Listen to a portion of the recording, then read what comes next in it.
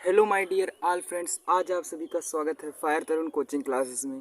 तो आज हमारा सबसे पहले विषय है समुच्चय, जो कि क्लास 11th का पहला टॉपिक है। तो आज सबसे पहले हम स्टार्ट करेंगे पार्ट 1 मैथ का जो टॉपिक है समुच्चय, उससे हम आज स्टार्टिंग करने जा रहे हैं। तो आप सभी मेरे साथ बने रहिएगा, धीरे धीरे हम अपनी मंजिल तक जरूर पहुँच जाएंगे। ठीक है, चलिए तो स्टार्ट करता हूँ। सबसे पहले जानिए समुच्चय। समुच्चय क्या होता है? समुच्चय माने समझ लीजिए जैसे ग्रुप ग्रुप जान लीजिए। जैसे देखिए ये दो पेन है ना, तो ग्रुप बन गया।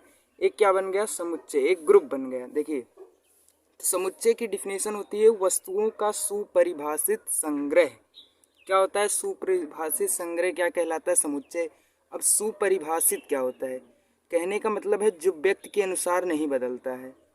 क्या होता है? जो व्यक्ति के अनुसार ना बदले, उसको क्या कहते हैं? सुपरिभाषित। अब कहने का मतलब क्या है? व्यक्ति के अनुसार न बदले। जैसे मान लीजिए मैंने कहा कि 6 से कम प्राकृतिक विषम संख्याएं। तो 6 से कम प्राकृतिक विषम संख्याएं तो क्या है? 1 है, 3 है, 5।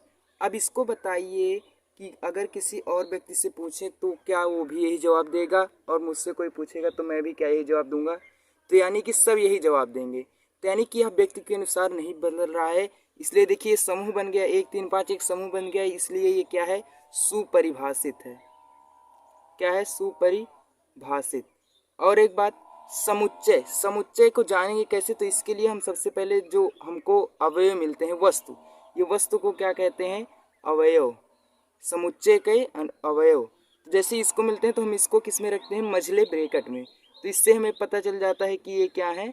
समुच्चय बन चुके हैं। ठीक है। अब जैसे एक मान लीजिए, और मैंने कहा 5 फेवरेट एक्टर के नाम बताइए। देखिए जैसे कहा 5 फेवरेट एक्टर। अच्छा मुझसे कोई पूछेगा मैं तो कहूँगा सलमान खान, शाहरुख खान, आमिर खान और जो कुछ है 5 लोगों को बताऊँगा। मान लीजिए किसी ने आपसे पूछा तो क्या आप वही आंसर देंगे? नहीं देंगे।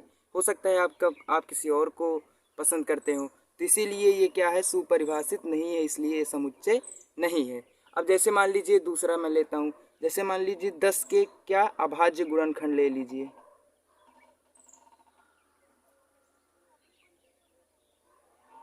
क्या हो गया? 10 के अभाज्य गुणनखंड। देखिए तो 10 के अभाज्य गुणनखंड क्या होंगे? 10 के अभाज्य गुणनखंड होंगे 2 और 5। इनको मैंने क्या कर लिया? समुच्चय में रख लिया। अब बताइए कोई भी मुझसे पूछेगा तो मैं उसके 10 को अभाज्य गुणनखंड यही तो बताऊंगा, और किसी और से भी पूछा जाएगा तो भी यही बताएगा कि कोई कुछ और बताएगा। 8 गुणे 2 बताएगा। अगर समझ लीजिए बता रहा है तो समझ ही लीजिए, आप समझ सकते हैं, समझदार हैं। ठीक है, तो इसलिए क्या हो गया? सुपरिभाषित हो गया। और सबसे बात है कि समुच्चय के लिए हमको ये मछली ब्रैकेट का प्रयोग करना पड़ेगा। अब हम अपने चलते हैं दूसरे टॉपिक, समुच्चयों का निरूपण। समुच्चयों को कैसे दिखाते हैं? अब देखिए यहाँ पे क्या आ गया? समुच्चयों का निरूपण हम कितने तरीकों से कर सकते हैं। तो देखिए सबसे पहला तरीका है सारणीबद्ध या रोस्टर रूप, और दूसरा है समुच्चय निर्माण रूप। तो सारणीबद्ध या रोस्टर रूप मतलब क्या हो गया? देखिए जैसे अभी हमने एक सारणी भी, जैसे 6 से कम प्राकृतिक संख्याएं ली थी, 1 3 और 5, और इसको क्या कर लिया? एक समुच्चय बना लिया। ठीक। तो जैसे हम इस समुच्चय का नाम दे देते हैं क्या? ए दे देते हैं। किसी भी समुच्चय का नाम हमने ए दे दिया, और ध्यान रखिएगा हमेशा कैपिटल लेटर में समुच्चय का नाम दिया जाएगा। ठीक। तो ऐसे सारणीबद्ध या रोस्टर रूप मतलब क्या हुआ? कॉमा लगाकर और ब्रैकेट लगाकर लिख दिए तो ये क्या हो गया? हमारा सारणीबद्ध हो गया। ठीक। अब जैसे अभी दूसरा देखिए, जैसे मुझे लिखना है समुच्चय निर्माण रूप, तो मैं इसको कैसे लिखूंगा? तो सबसे पहले जो ए है, ठीक है, उसको ए माना बराबर। अब ये जो हमारे अवयव हैं इनको सबको मैंने क्या मान लिया? यक्स मान लिया। क्या मान लिया? यक्स। और यक्स जो है इस प्रकार है। किस प्रकार है वो देखिए। ये जो 2 डॉट मैंने लगाया इसका मतलब होता है सच दैट, यानी कि इस प्रकार हैं। यक्स किस प्रकार हैं? यक्स हैं 6 से कम प्राकृतिक विषम संख्याएं हैं। ठीक। तो यही हो गया। अब देखिए मैं आपको और एग्जांपल देता हूँ। जैसे तो यहाँ पर देखिए 10 के अभाज्य गुणनखंड क्या है? 2 और 5 है। ठीक। अब 2 और 5 है। ठीक है। तो अब इसको हम कैसे लिखेंगे, ये तो हो गया। जैसे मान लीजिए हमने इसको सारणीबद्ध या रोस्टर रूप दे दिया, अब समुच्चय निर्माण रूप कैसे देंगे देखिए। जैसे तो हम इसको क्या मानेंगे, इसको मान लीजिए बी है ये, तो बी बराबर हो जाएगा क्या, यहाँ पे समुच्चय लगाए यक्स, इन सबको यक्स मान लिया। इस प्रकार है कि यक्स जो है क्या है, 10 के अभाज्य गुणनखंड है। समझ में आ रहा है? समझ में आ रहा हो तो पक्का लाइक कर दीजिएगा, ठीक। 10 के अभाज्य गुणनखंड हैं। चलिए मैं आपसे एक क्वेश्चन पूछता हूँ कि जैसे मान लीजिए आपको समुच्चय बनाना हो 10 से कम प्राकृतिक सम संख्याएं, कौन सी सम, ठीक है। समझ लीजिए जैसे मान लीजिए क्या है ई, उसको नाम मैंने दे दिया ई, ठीक है। तो जैसे मान लीजिए 10 से प्राकृतिक कम 2, 4, 6, 8, 10, ठीक है। यही इसका समुच्चय बन गया। अच्छा बताइए क्या मैं इसको इस तरह से नहीं लिख सकता हूँ 4, 6, 2, 10, 8। समुच्चय मतलब होता ही है क्या, ग्रुप होता है। तो मैंने तो ग्रुप बना दिया, और 10 से कम सम संख्याएं हैं कि नहीं, तो इस प्रकार से भी हम लिख सकते हैं, ये गलत नहीं है हमारा, ठीक है। और एक बात ध्यान रखिए, जैसे मान लीजिए मुझे कोई संख्याएं दे दी हैं 2, 4, 2, 6, 8, 2। अब मुझे इसका समुच्चय बनाना है, क्या बनाना है, समुच्चय बनाना है। तो देखिए सबसे पहले मैं क्या करूँगा, समुच्चय बनाऊंगा। समुच्चय में एक बात याद रखिएगा, जिस शब्द को आपने या जिस नंबर को लिख दिया है उसको बार बार नहीं लिख सकते, यानी कि एक बार लिख दिया है तो वही आएगा बार बार। जैसे देखिए 2, 2, 2, यहाँ पे 2 3 बार है, लेकिन लिखा कितनी बार जाएगा, एक ही बार। फिर 4, फिर 6, फिर 8, ये हमारा क्या बन गया, समुच्चय बन गया, ठीक।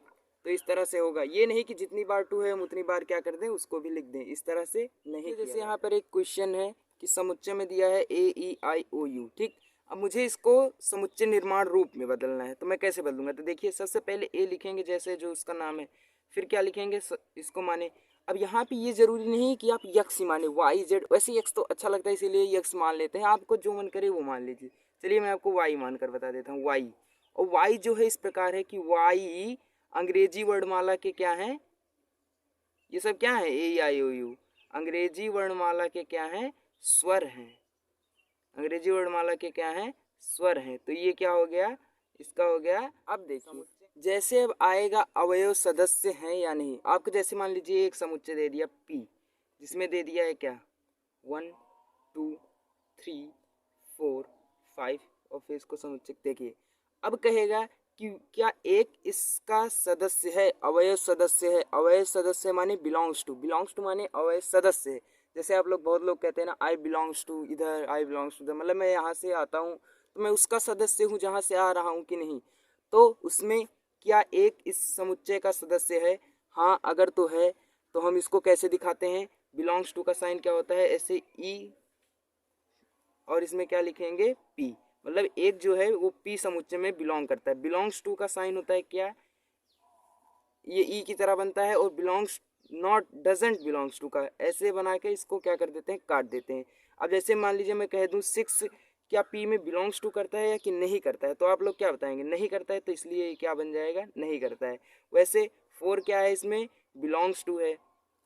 5 क्या है, बिलोंग्स टू है। तो इस तरह से हम बताएंगे, ठीक है। तो चलिए आगे देखिए हम क्या बताने जा रहे हैं, कुछ महत्वपूर्ण आपको समुच्चय बताने जा रहे हैं। तो ध्यान दीजिए, जैसे देखिए प्राकृतिक संख्याओं का समुच्चय, तो प्राकृतिक संख्याएं को हम यन से दर्शाते हैं।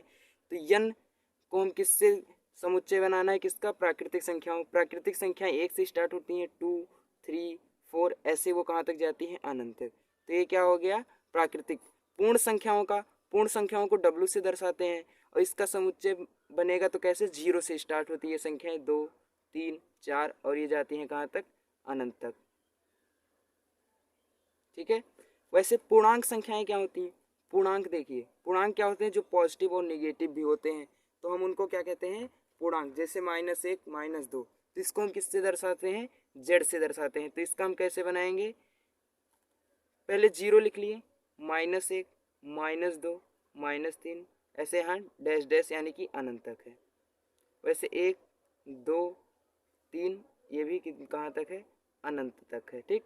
तो ये क्या हो गया, पूर्णांकों का समुच्चय, पूर्णांक संख्याओं का। या फिर हम इसको एक तरीके से और दर्शा सकते हैं, देखिए जैसे 0 हो गया, +-1, +-2, -3 डैश डैश डैश। तो ये भी क्या है हमारा पूर्णांक संख्याओं का समुच्चय। ठीक, अब देखिए परिमेय संख्याएं। परिमेय संख्याएं क्या होती हैं आप सभी को पता है, जिन्हें हम p/q के रूप में लिख सकते हैं। तो इनको हम किससे दिखाते हैं, q से दिखाते हैं। देखिए परिमेय संख्याएं कैसे दिखाएंगे। परिमेय संख्याएं तो कोई भी हो सकती है, ये एक भी परिमेय संख्या हो सकती है, -3 भी परिमेय, क्योंकि बटे में 1 होता है। तो हम कैसे, अब हम यहाँ पे सारणीबद्ध कर निरूपण नहीं कर सकते हैं। कैसे, अब हमको यहाँ पे समुच्चय निर्माण रूप लगाना पड़ेगा। समुच्चय निर्माण रूप में हम क्या मानेंगे कि क्या है, यक्स है। और यक्स इस प्रकार है कि यक्स बराबर क्या है, p/q, क्योंकि परिमेय संख्या क्या होती है, p/q के रूप में होती है ना। तो यक्स बराबर है p, मतलब यक्स बराबर है p/q। और ये p/q होता क्या है, जहाँ p और q क्या है, पूर्णांक संख्याएं हैं। यानी कि p जो है किस में आता है, बिलोंग्स टू करता है z, यानी कि पूर्णांक संख्याओं में। और q जो होता है वो भी बिलोंग्स करता है किसमें, z में। और जहाँ पे q इज इक्वल नॉट क्या होता है, 0। देखिए ये इसका बन गया। कहने का मतलब है यक्स बराबर p/q, और p z में आ रहा है, यानी कि चाहे जो ले लीजिए, p का मान चाहे -2 -3, q का मान 0 के सिवा कुछ भी लीजिए, बनेगी क्या, परिमेय संख्याएं। तो परिमेय p/q क्या होते हैं, दो पूर्णांक होते हैं। वास्तविक संख्याएं का आप देखिए कैसे दिखाते हैं, इनको r से प्रदर्शित करते हैं।